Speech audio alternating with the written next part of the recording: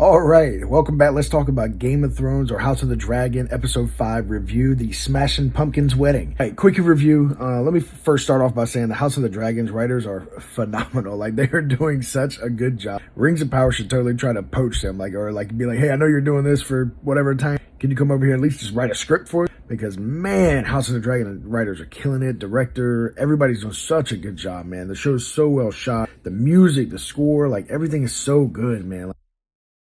The whole, it's been a while since I've been that much on the edge of my seat in a show. Especially through the whole wedding scene, the music was building and building and building. I was grinding my teeth. It was tense. I was because as a Game of Thrones fan, just weddings in Game of Thrones don't turn out. Something's gonna happen. And so you're just on the edge of your seat, what's gonna happen, trying to figure it out, and then boom, comes out, of nowhere. No spoilers. At least try not to be any spoilers in this review. They continue to do such a good job of just setting up all the little things. Again, just back to the right.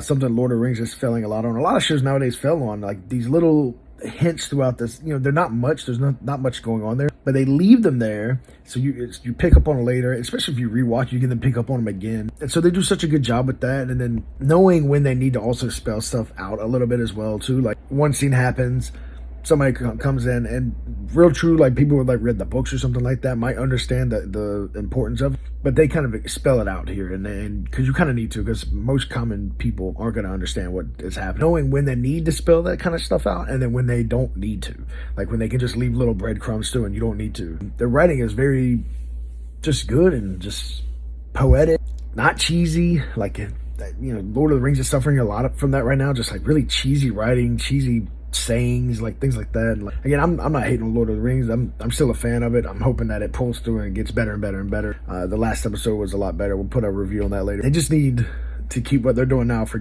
House of the Dragons going, because they're doing such a good job. I think we're halfway through now. The young actors are going to be gonzo. I don't know if they'll come back through flashbacks or something like that, but then we'll have the old actresses now, or older. It's maybe 10 years, maybe more. Who knows? It'd be exciting to see. I don't know exactly how long, but I think it's going to at least be 10 years, because it looks like Aegon's aged up quite a bit now at this point. Excited to see what's for next episode. And yeah, man, they great job. 9 out of 10, 10 out of 10 maybe. It's such a good show right now. They brought Game of Thrones back.